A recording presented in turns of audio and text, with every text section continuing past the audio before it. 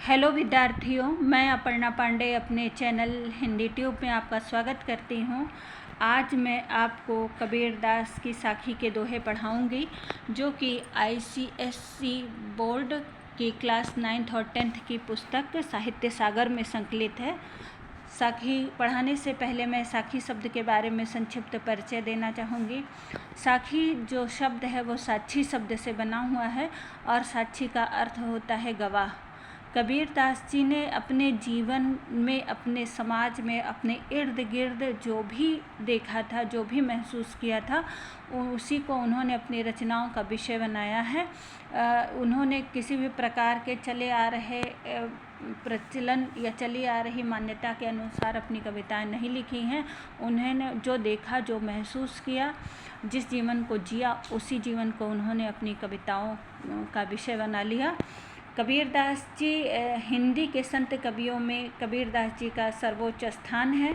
कबीर हिंदी की संत काव्यधारा की ज्ञानाश्रयी निर्गुण शाखा के प्रमुख कवि हैं। संत काव्यधारा का अर्थ आपको बता दे रही हूँ कि जो हिंदी साहित्य का आदिकाल है, उसके बाद भक्ति काल आता है।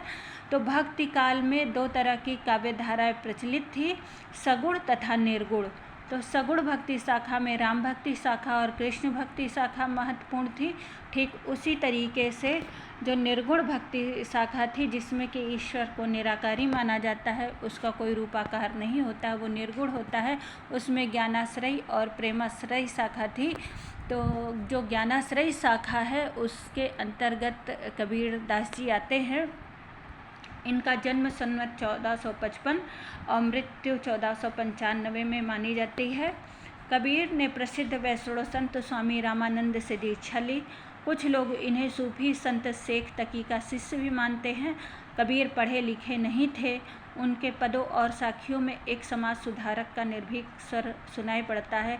बता देना चाहती हूँ कि कबीरदास जी ने अपने समय में प्रचलित हिंदू या मुस्लिम धर्म में जितने भी बाह्य आडंबर कर्मकांड थे, उनका पुरजोर विरोध किया है और उन्होंने समझाने की कोशिश करी है कि ईश्वर प्रेम से प्राप्त होता है, अहंकार का त्याग करने से प्राप्त होता है, न कि बाह्य आडंबर से प्राप्त होता है।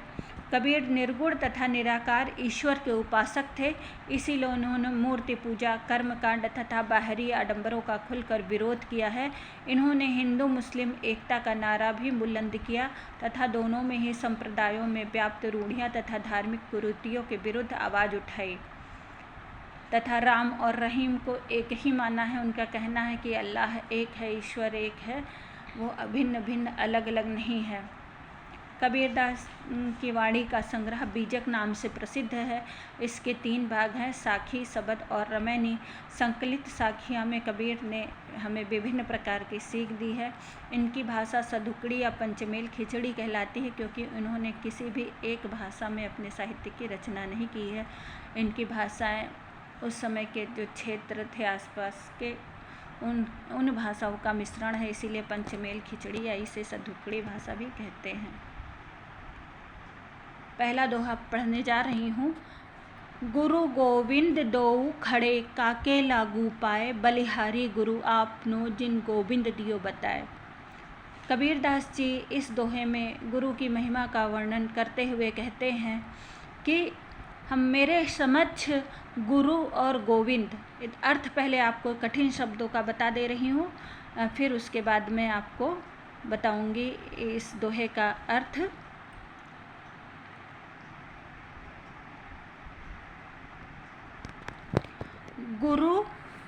गुरु का अर्थ होता है, आप लोग जानते हैं, गुरु जो कि ईश्वर के मार्ग में प्रवृत्त करता है। गोविंद का अर्थ होता है भगवान। दो का अर्थ होता है दोनों। काके का अर्थ होता है किसके। लागू पाए का अर्थ होता है किसके पांव लगूं। बलिहारी का अर्थ होता है समर्पित होना।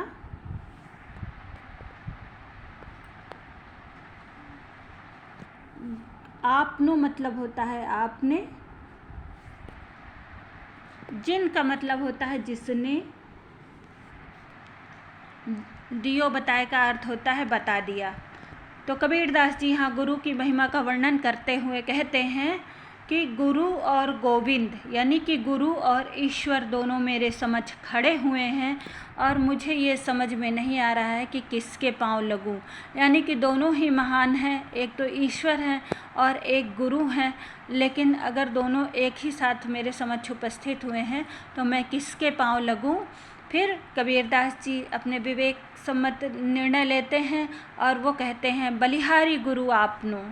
बलिहारी मतलब है गुरु, मैं आपके बलिहारी जाता हूँ, आपको समर्पित होता हूँ, आपके चरणों को लगता हूँ, क्योंकि जिन गोविंद दियो बताए वो जो गुरु हैं उन्होंने ही ईश्वर तक जाने का रास्ता बताया है।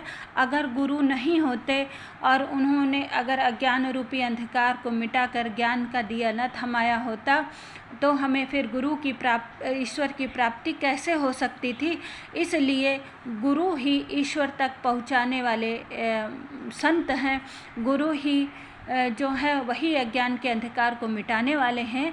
इसीलिए हमें गुरु की पहले उपासना करनी चाहिए।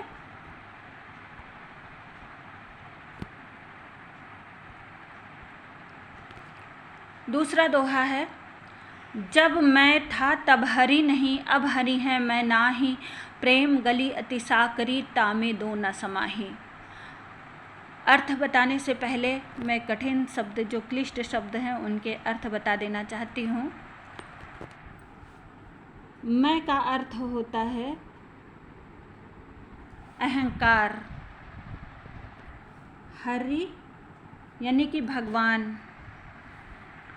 प्रेम गली अति साकरी, साकरी का अर्थ होता है पतली, दो न समाही, समाही का अर्थ होता है समा नहीं सकते हैं, जिसमें दो नहीं समा सकते हैं।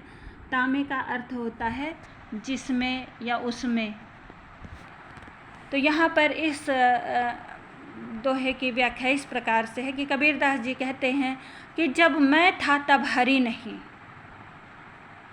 मैं यानी कि अहंकार, जब व्यक्ति के मन में अहंकार होता है, उसके अंदर मैंपन की भावना होती है, तब उसमें भगवान नहीं समा सकते हैं।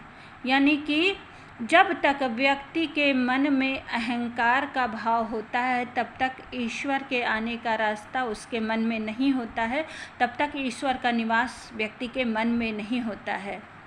अब हरि है मैं नाही, अब जब ईश्वर की प्राप्ति कबीरदास जी को हो चुकी है तो अब उनके मन में अहंकार नहीं है, अहम भाव उनके मन से समाप्त हो चुका है। यानी कि दोनों में से कोई एक ही रह सकता है, या तो हरि या तो अहंकार। तो पहले जब अहंकार था तब भगवान नहीं थे, और अब जब हरि हैं तब अहंकार समाप्त हो चुका है। कबीरदास जी कहते हैं, प्रेम की गली अति साकरी, जो ईश्वर के प्रेम रूपी गली होती है वो बहुत पतली होती है। जिस प्रकार एक पतली सी गली में दो लोग एक साथ नहीं निकल सकते हैं, एक ही एक निकल सकता है, ठीक उसी प्रकार से ईश्वर की प्राप्ति के लिए जो व्यक्ति साधना करता है, अगर उस व्यक्ति के मन में अहंकार है तो उसे ईश्वर की प्राप्ति नहीं हो सकती है, और अगर उसके मन से अहंकार निकल गया है तब जाकर के उसे ईश्वर की प्राप्ति होती है। तो कहते हैं कि प्रेम की जो गली है वो इतनी सांकरी है, उसमें तामे दो न समाही, उसमें दो लोग एक साथ नहीं समा सकते हैं, दो लोग एक साथ नहीं आ सकते हैं।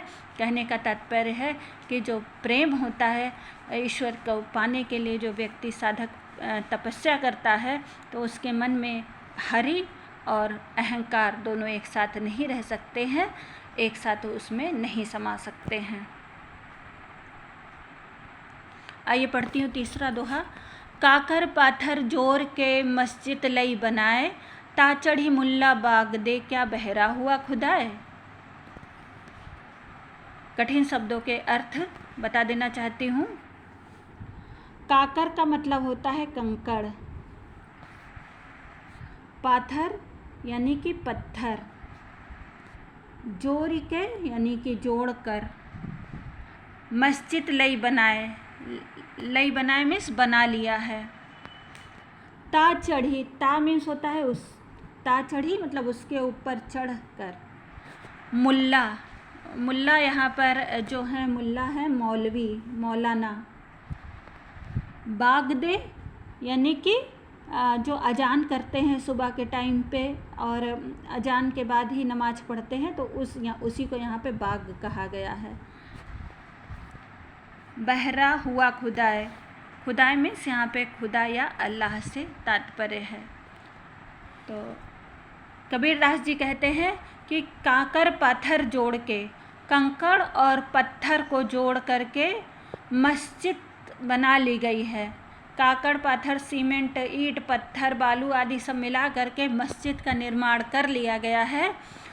तो उसके ऊपर चढ़ करके और मस्जिद के ता चढ़ी मुल्ला बागदे, उस पर चढ़ करके मौलाना जो हैं वो नमाज के लिए अजान, जो सुबह अजान होती है वो अजान कर रहे हैं, लोगों को जगा रहे हैं। ठीक उसी प्रकार से जिस तरीके से एक मुर्गा सुबह उठ करके लोगों को जगाता है, बाग देता है, तो ठीक उसी प्रकार से मुल्ला ईश्वर जब नमाज अदा करने के लिए अजान दे रहे हैं। क्या बहरा हुआ खुदा है? क्या खुदा बहरा है? क्या खुदा को, ईश्वर को, अल्लाह को सुनाई नहीं पड़ता है? कहने का तात्पर्य ये है कि ईश्वर जो है वो प्रेम की भाषा समझते हैं, वो मौन की भाषा समझते हैं, वो सरलता की भाषा समझते हैं। अगर आपका मन निष्कपट, निष्कलंक और किसी भी प्रकार के आडंबर से हट करके बिल्कुल सीधा और सरल है, तो आपको ईश्वर की प्राप्ति सहज ही होगी। उसके लिए इन बाह्य आडंबरों का करना जरूरी नहीं है। तो इसी चीज़ को इस दोहे में दर्शाया गया है। नेक्स्ट दोहा, पाहन पूजे हरि मिले तो मैं पूजू पहाड़, ताते ये चाकी भली पीस खाए संसार। कठिन शब्दों के अर्थ हैं। पाहन का अर्थ होता है पत्थर, हरि यानी कि भगवान, पूजे तो पूजना या पूजा करना। पहाड़ का अर्थ होता पहाड़, पहाड़ का अर्थ पहाड़। ताते का मतलब होता है उससे। चाकी यानी कि चक्की, जो आप लोगों ने अपने घर पे चक्की देखी होगी, उसमें अनाज पीसते हैं। पीस खाए मतलब पीस कर खाना। संसार मतलब जगत या ये दुनिया। कबीरदास जी इस दोहे में हिंदुओं के ऊपर जो उनका बाह्य आडंबर है, जो कि वो पत्थर आदि की पूजा करते हैं, उस समय कबीरदास जी उस पर उसका विरोध करते हुए, उस पर व्यंग करते हुए कहते हैं कि पाहन पूजे हरि मिले। अगर पत्थर की पूजा करने से हरि मिले, अगर पत्थर की पूजा करने से हरि मिल जाते हैं, भगवान मिल जाते हैं, तो मैं पूजूं पहाड़, तो मैं क्यों ना समूचा का समूचा पहाड़ ही पूजा कर लूं। यानी कि क्यों मैं अधिक मात्रा में, पत्थर से ज़्यादा तो बड़ा पहाड़ होता है, तो अगर इतना सरल है ईश्वर को पाना कि पत्थर के पूजने से अगर हरि मिल जाए, तो मैं सीधे क्यों न जा कर के पहाड़ की ही पूजा कर लूं। फिर कबीरदास जी बाह्य आडंबर का विरोध करते हुए कहते हैं, ताते ये चाकी भली, क्योंकि चक्की भी जो होती है घर में रखी होती है वो भी पत्थर की बनी होती है। तो कबीरदास जी कहते हैं उस पत्थर से तो ये चाकी यानी कि चक्की भली मीन्स अच्छी है, उस पत्थर से तो ये चक्की भली है, पीस खाए संसार, जिसमें इंसान या मनुष्य आटा पीस करके खा लेता है, जिसमें अनाज पीस लेता है, उसका रोटी बना करके खा लेता है, गेहूँ पीस लेता है, उससे तो वो चक्की भली है जो हमारा भला करती है और जिससे हम अनाज पीस करके खा सकते हैं। तो इसलिए कबीरदास जी बार बार बाह्य आडंबर पर विरोध करते हैं, कभी हिंदू पर कभी मुस्लिम पर, और वो समझाने की कोशिश करते हैं कि अगर पत्थर पूजने से भगवान मिल जाए तो मैं पहाड़ की पूजा कर लूं, उससे तो ये चक्की भली है जिसको पीस करके संसार भोजन कर लेता है, उसके आटा बना करके।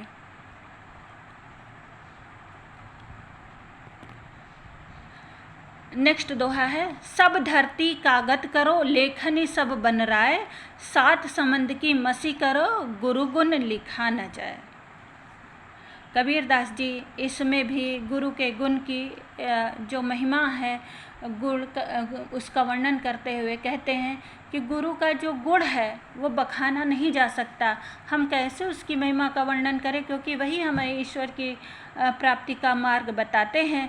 इसलिए गुरु की जो महिमा है तो उसी के बारे में वर्णन करते हुए कहते हैं। सबसे पहले आपको क्लिष्ट शब्दों के अर्थ बता देती हूँ। धरती यानी कि ये धरती या वसुधा, कागज यानी कि कागज, जिस कागज पे आप लिखते हैं वो कागज, लेखनी यानी कि कलम जिससे कि लिखा जाता है, वनराय मीन्स जंगल, पूरा का पूरा जंगल, सात समुद्र, सात समुद्र का अर्थ होता है सातों समुद्र, मसी मतलब स्याही, गुरु गुण मतलब गुरु का गुण या गुरु की महिमा, लिखा न जाए यानी कि लिखी नहीं जा सकती है।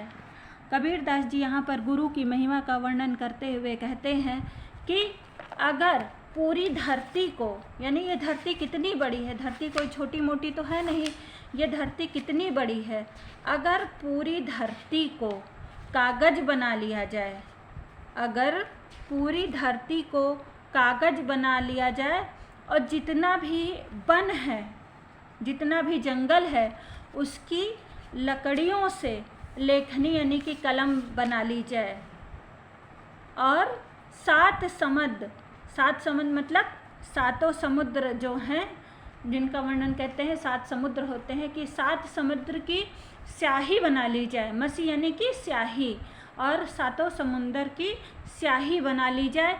उसके बाद अगर उसको क्या नाम है, उसके द्वारा हम गुरु के गुण को लिखने चले तो भी लिखा नहीं जा सकता है। यानी कि गुरु की जो महिमा है उसका कहीं और छोर नहीं है। गुरु की महिमा को हम नहीं जान सकते हैं। गुरु की महिमा है, गुरु हमें अंधकार से प्रकाश की ओर ले जाते हैं, गुरु हमें ईश्वर की प्राप्ति का मार्ग बताते हैं। तो गुरु ईश्वर से भी बड़े हैं। अगर हम सारी धरती को कागज बना लें और सारे वन को लेखनी बना लें, सात समंदर को स्याही बना लें, तो भी हम गुरु के गुण का बखान नहीं कर सकते हैं, गुरु की महिमा का वर्णन लिख कर भी नहीं कर सकते हैं, इतनी गुरु की महिमा होती है। आशा है विद्यार्थियों आप सभी को ये साखी के जितने भी दोहे हैं उनका अर्थ बहुत अच्छी तरीके से समझ में आ गया हो। अगर आपको कोई चीज़ नहीं समझ में आई हो तो आप कमेंट बॉक्स में कमेंट करके पूछ सकते हैं। मैं पुनः आपके लिए अगला जो लेसन है गिरधर कविराय की कुंडलियाँ उनको लेकर के प्रस्तुत होंगी। तब तक आप लोग अच्छी तरीके से अपनी दोहे की तैयारी करिए और विशेषकर दोहों को इसलिए भी ध्यान से पढ़िए ताकि MCQs टाइप के क्वेश्चन करने में आपको आसानी हो। तब तक के लिए आप सभी को नमस्कार, हार्दिक अभिनंदन।